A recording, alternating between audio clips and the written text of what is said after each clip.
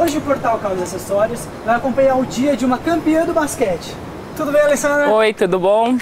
Prazer. Obrigado por receber a gente. Obrigada a pode vocês. Acompanhar você no seu dia? Pode. É estranho que nunca ninguém fez isso, mas pode. Vamos lá então. Então vamos. A Alessandra realiza o seu trajeto até o trabalho com o transporte público. No caminho, a Alessandra conta como foi a experiência no exterior e fala sobre a diferença dos transportes do Brasil e de outros países. Fiquei 15 anos fora do Brasil em 9 países diferentes. E eu voltei só fazem 2 anos e meio. E qual que é a maior diferença em relação ao transporte, a esse meio de ir e vir dos outros países com o Brasil? É o meio que muitos governantes fizeram inteligente, né? Por exemplo, quando eu fiquei o ano retrasado, foi em 2012 em Londres, eu estava em Chelsea, eu ia para a Vila Olímpica, que é 1h30 da onde eu estava, do bairro de Chelsea, em 40 minutos de metrô, e não atrasava, e sempre chegava para os meus compromissos pontualmente. Bem mais eficiente. Bem mais eficiente. Mesmo quando eu morei na França, mesma coisa, morei 2 anos na Coreia do Sul, em Seul, não tinha problema, tanto que na Coreia eu achava muito engraçado que no começo eu comecei a me perder. Eu morei numa parte, eu nem lembro, porque a cidade é grande e complicada, e também por causa da questão da língua, que tinha a saída do metrô tinha 6 saídas, então cada saída era uma rua diferente. Ainda na caminhada até o metrô, a Alessandra fala um pouco sobre sua carreira no basquete. Sua família, Eu sou de São Paulo, nascida e criada em São Paulo. Eu passei dos 0 aos 5 anos na Bela Vista, depois eu fui mudando de bairros, só que eu gosto de morar no centro, não adianta. E quando você foi morar fora, qual foi a maior dificuldade? Assim, foi a família? O que a família achou? Pra mim não foi nem tanto a família, porque eu não tenho mãe desde os 4 anos de idade, pai desde os 14, então o basquete que me criou. Foi fácil, mas eu senti saudade dos meus irmãos, alguns amigos, assim, que entendeu que quando você faz esporte, fica muito tempo com uma jogadora, é tua família, né? Então aí fica difícil. 2 semanas atrás, por um acidente, eu encontrei a pessoa que me introduziu ao esporte, que me pôs a primeira vez numa quadra, que me deu consciência que eu podia fazer de mim uma pessoa e também um grande atleta como na vida, que foi o professor Cono, que trabalha na Secretaria de Esportes de São Paulo. Foi um acidente. Ele me reconheceu, eu não reconheci, eu sou muito ruim para reconhecer. E foi muito emocionante, porque ele falou, você lembra de mim? Foi eu que te pus a primeira vez numa quadra. Falei, nossa, eu comecei a chorar, fiquei emocionada. Já lembra da história. Então, eu lembrava da voz, eu falei, já vi essa pessoa. Mas aí eu joguei vôlei, depois eu voltei pro basquete. Aí foi essa a minha vida.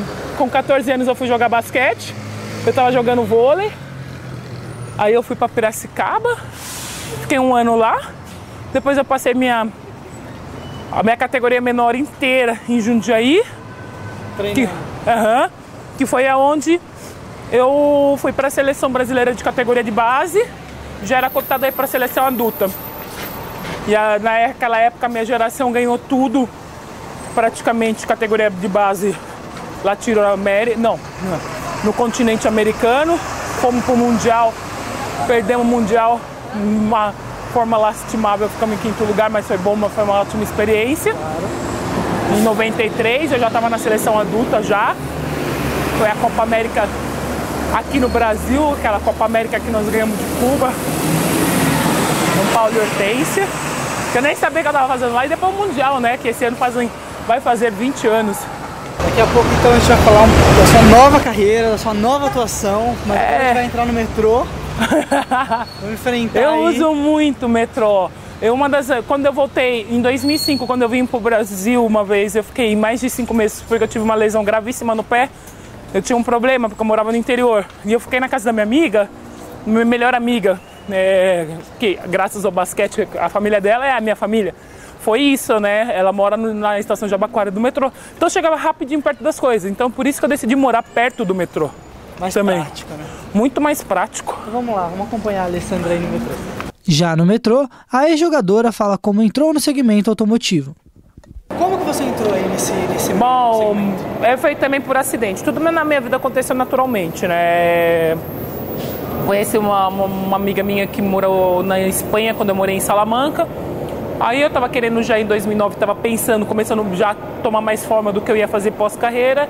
E falou assim, tem esse ramo aqui que tá crescendo no Brasil, de perícia e vistoria automotiva. É interessante. Aí eu estudei, pesquisei e entrei nesse ramo. Tá gostando? Tô gostando. No começo foi difícil, porque até você aprender, e depois eu tava fora ainda, tava jogando. E uma das decisões que eu voltei para jogar no Brasil em 2011 foi essa, estar mais perto das coisas que eu estava construindo, e porque, como se diz o ditado, o boi só engorda com o olho do dono. É verdade. A conversa é interrompida um pouco para observar o tamanho da Alessandra e comparado ao metrô. Não é 1,98 m. Como é que faz pra andar? É difícil. O metrô não é pra gente grande. Não, fica difícil, é duro, mas é o quê? Nós temos que se adaptar, né? Mas não são muitos lugares que tem lugar para pessoas altas. Então, como nós somos uma minoria ainda no Brasil, nós temos que sofrer. Já comprar roupa no dia a dia, no ônibus, no metrô, no avião também, né? Que nós estamos na Consolação, nós vamos ir para o metrô Paulista e descer para o Butantã. Agora é mês de aula, não tá mês de aula, porque isso aqui desce lotado qualquer hora do dia. Porque ainda tá no mês de férias e tudo mais. O pessoal da USP. E voltamos a falar de basquete. A pressão de seleção, você não sentiu lá? Não. Pressão de seleção? Não. No caso de Calil, o público cobrando, os brasileiros atrás. Eu não sei se é porque eu trabalhei numa época que tinha pessoas muito mais experientes, já tinha uma vivência de vários mundiais. Eu não senti pressão, não. Eu me divertia tanto. Então a gente está aqui no Butantã, agora a gente vai para a empresa de perícia automotiva. Primeira de perícia automotiva. Vamos ter que tomar um pedacinho de lotação, ou vamos a pé. Pra mim, tanto faz. Pra mim também tanto faz. Depende do sol, como tá fora. Mas vamos lá ver o sol primeiro. Aí vamos ver como nós vamos. Porque dá 10 minutos a pé. Até uma boa caminhada, se não precisa fazer tanto exercício físico, né? Que o importante é não parar de uma vez, né? Então eu ainda tô parando gradativamente, mas um atleta de alto nível nunca pode parar. Tem que treinar, senão depois vem as lesões. E como eu sou muito grande, aí fica terrível. Como que era o treinamento de vocês? Era muito intenso? É muito intenso. Todo mundo fala, não, porque atleta de alto nível tem regalia. Eu acho que eu treinei mais de 10 anos na minha vida, mais de 5 horas por dia, 6 vezes por semana. Nossa. Basquete é difícil. Tem gente que não pensa. Basquete é um esporte muito complexo. Quando você pensa que você aprendeu tudo, que você dominou todos os movimentos, ainda tem mais movimento para você aprender. Ainda mais agora na época moderna, que é tudo editado, é tudo vídeo. Então você tem que surpreender seu adversário. Você aprende muito isso, eu aprendi na Europa. E isso são vídeos, e você pode irritar o seu adversário no momento mais que ele está muito bem na partida. Vou ter que saber o psicológico dele, quando ele está nervoso, qual que é o ponto falho dele. Então tudo isso, então você tem que estudar muito e tem que treinar muito para aperfeiçoar esses pontos negativos, seus pontos falhos. As pessoas sempre me perguntam, mas o que você faz dentro do ônibus? Ué, é a mesma coisa que você. Porque eles acham que pessoas que eles consideram famosas não podem tomar transporte público. Tem muito disso aqui no Brasil. Depois chegar fora do Brasil, as pessoas falam, não, porque eu passei no metrô de Londres, de Paris, não sei o quê. Eu falei, pô, é a mesma coisa que tomar o metrô de São Paulo. Devia prestigiar um pouquinho mais, o brasileiro tem que prestigiar um pouquinho mais o lugar que vive. Verdade. Você é bastante parado? As pessoas te reconhecem bastante? Reconhecem. Nós vamos esperar aqui. Sim, reconhecem. Tem vezes que falam, tem vezes que não falam, falam boa sorte, obrigado pelo que você fez pelo Brasil. É legal o reconhecimento diário.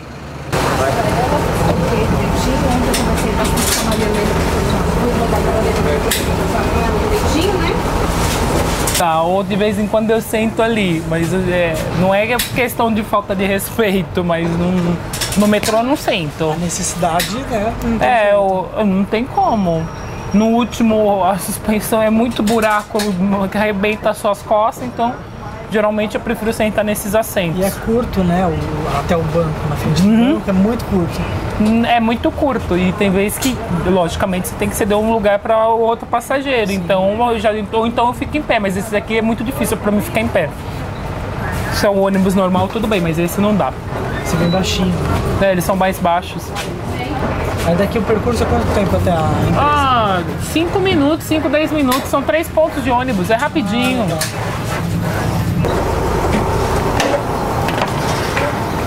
Bom, chegamos.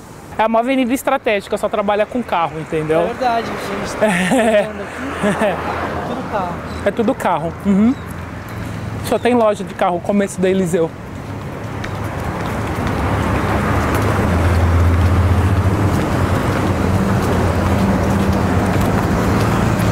Tudo bom, Givaldo? Bom, chegamos, é aqui.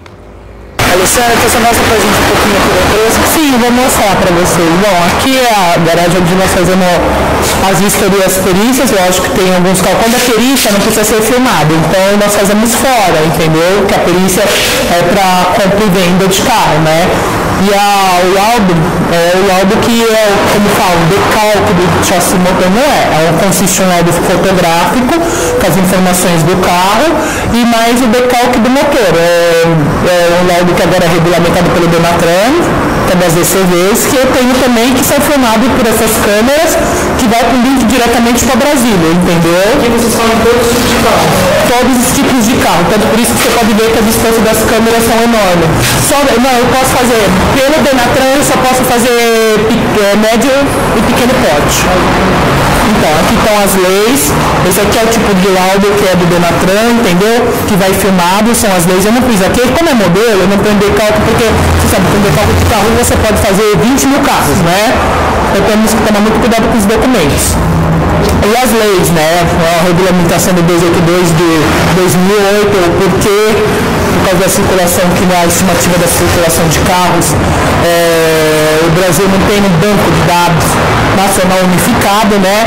O banco de dados unificado é só de São Paulo, é 99,9% que os carros de São Paulo são registrados, que o Detran de São Paulo sabe, e todas as leis que depois de 2008 foram se adequando até chegar nesse laudo final, né?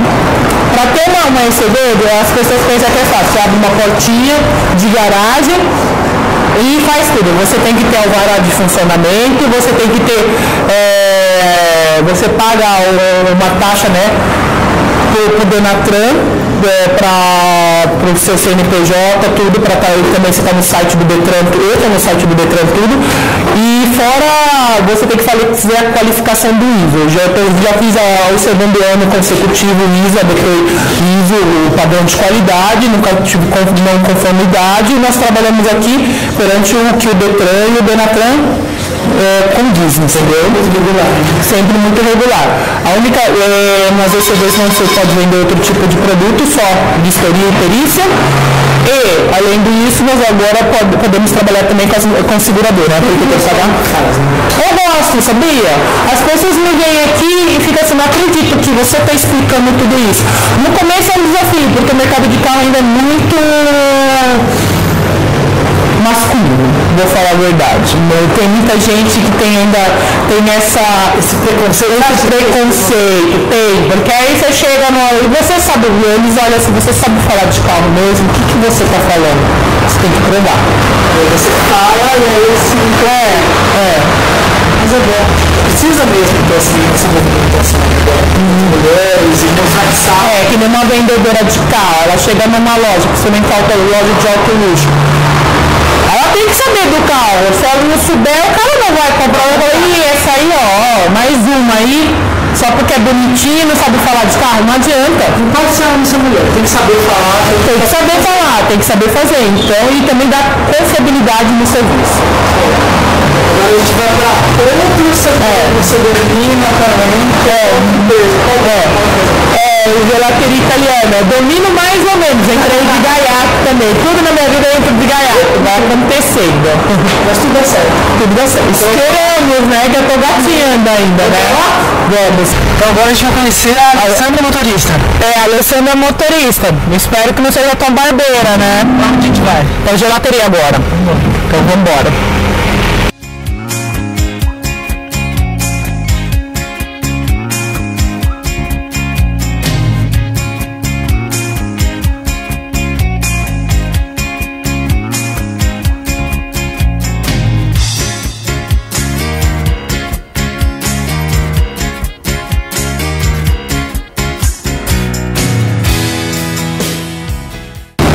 Você geralmente fica mais aqui ou mais lá?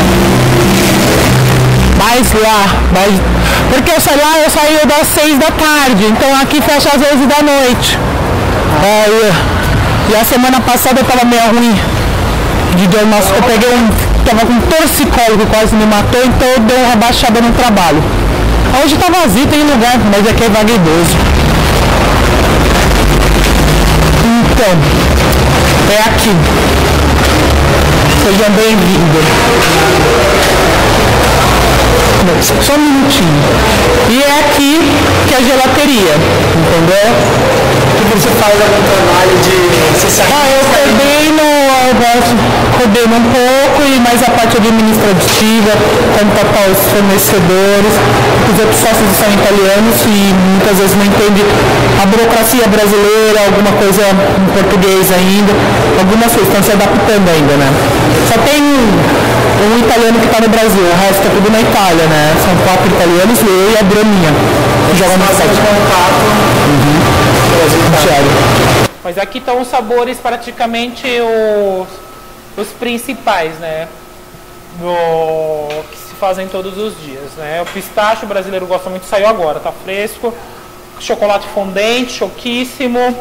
Chocolate tem o Le Tentazioni, que é de amendoim, não sei que fórmula é essa que o Gelataio fez, né?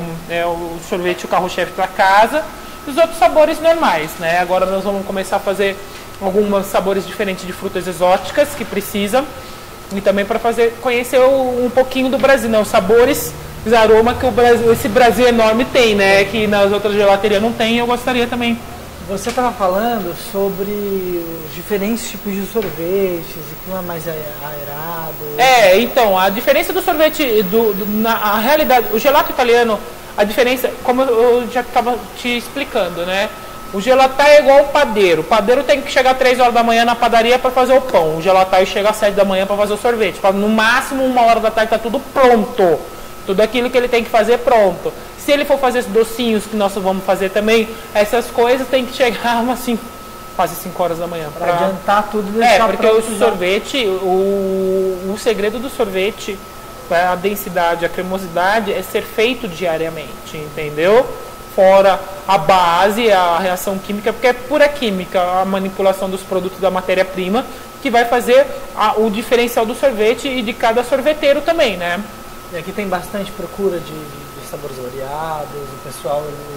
Eles perguntam, nosso carro-chefe, quer dizer, o Dom Pedro I era louco por sorvete de pitanga. E todo mundo vem perguntar desse sorvete de pitanga. Muitas vezes é difícil achar o fornecedor da fruta, porque nós fazemos com a fruta.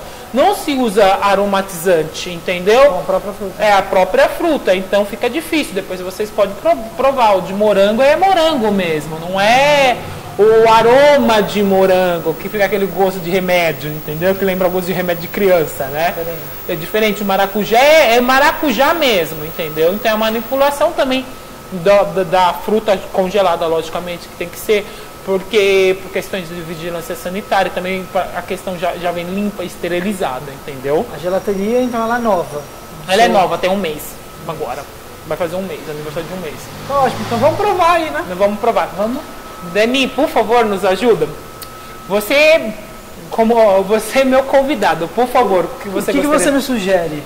Bom, qual que é o seu paladar?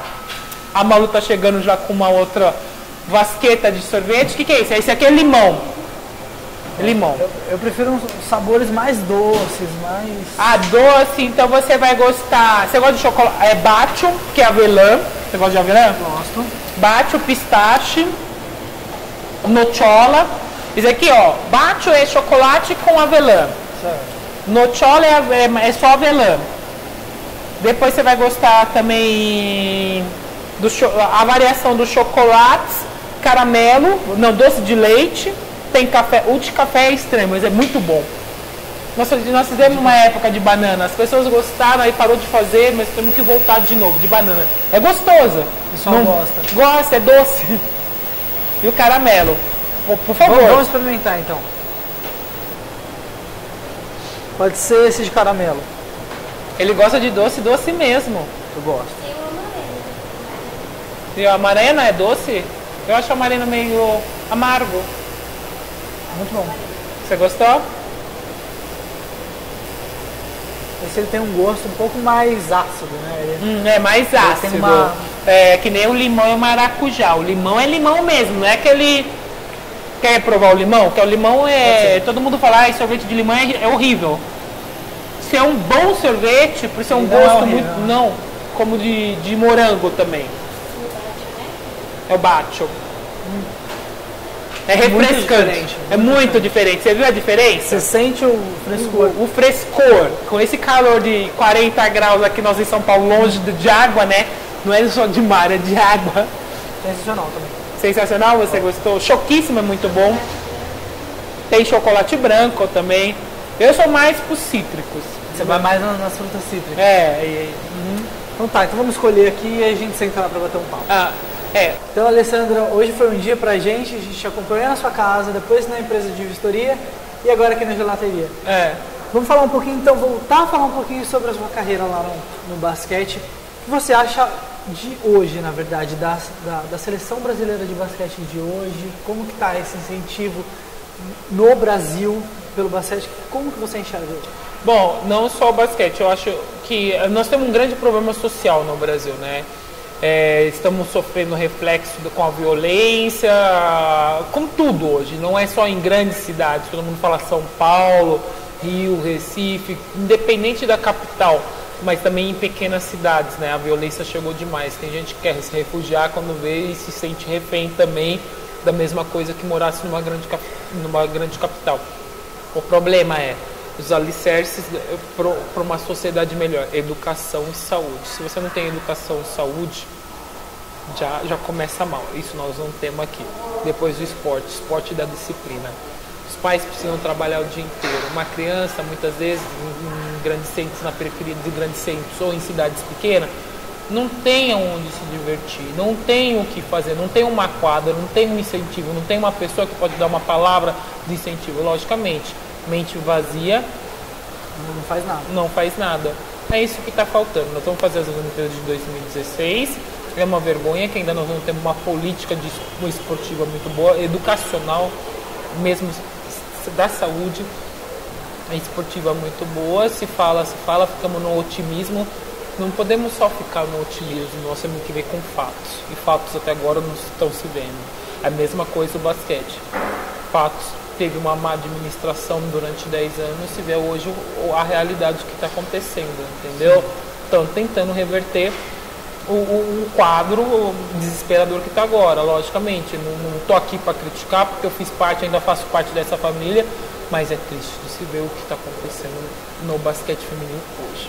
Eles te convidam hoje para, de repente, para participações nas Olimpíadas, tanto a imprensa quanto os profissionais? Não, a imprensa sim me convida muito, mas tipo, para trabalhar com basquete, não trabalho com basquete. Hoje eu estou fazendo essas coisas, eu parei de jogar faz pouco tempo, jogo ainda, mas eu tenho, meu dia civil é muito lotado, corrido.